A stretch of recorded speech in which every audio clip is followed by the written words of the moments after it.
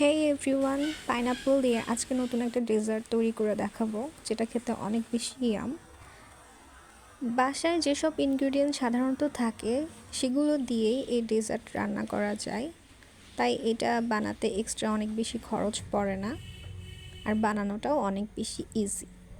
তো আমি এখন এখানে পাইনাপল নিয়ে নিচ্ছি। পাইনাপলকে 3টা শেপে কেটে নিব। এটা হচ্ছে ছোট ছোট চপ করা, যেটা আর কি ডেজার্টের ভিতর যাবে। বড় চপ করা রেখেছি, এটা যাবে পিউরি করতে, এবং একটা রেখেছি গার্নিশ করার জন্য। তো এখন লাগবে সুজি, সেমোলিনা।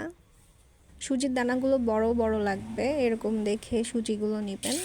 এখন আমি একটা কড়াইয়ে সাদা তেল দিয়ে দিচ্ছি, আপনারা চাইলে ঘি দিতে পারেন। আমি 1 কাপ সুজি ভেজে নিব। সুজিগুলো হালকা ব্রাউন করে ভেজে নিলে একটা সুন্দর ঘ্রাণ হয়।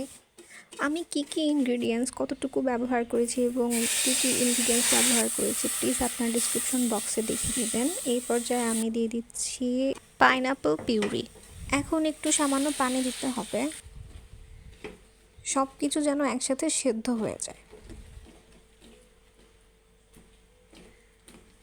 সুজি প্রচুর পানি টানে। এরপর আমি দিয়ে দিচ্ছি চপ করে রাখা পাইনাপলগুলো। চাইলে এখানে এলাচ, তেজপাতা, ড্রাই ফ্রুটস অ্যাড করতে পারেন। আমি করি নাই, কারণ এগুলো অ্যাড করলে পরে পাইনাপলের ফ্লেভারটা চলে যাবে।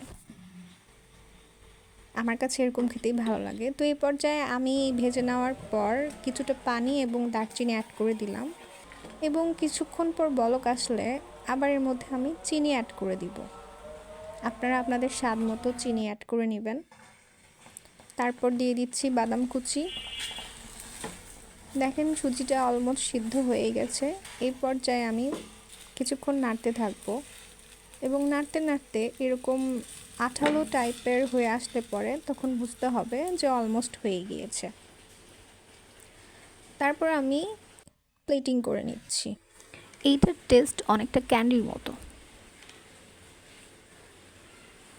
আরও বেশি অথেন্টিক দেখানোর জন্য আমি এখানে গার্নিশিং করে নিচ্ছি। আমি বেসিক্যালি এটা কুক করতে এখানে এক্সট্রা অর্ডিনারি কোনো রকম দুধ বা কোনো এক্সপেন্সিভ ইনগ্রিডিয়েন্টস ইউজ করি নাই। বাসায় যেগুলো ছিল ঠিক সেগুলো র্যান্ডম ইনগ্রিডিয়েন্টস দিয়েই মেক করেছি, এবং দেখেন দেখতে অনেক বেশি সুন্দর হয়েছে, প্লাস খেতে অনেক বেশি টেস্টি হয়েছে। You guys please try this dessert at home. Till then, আল্লাহ হাফেজ।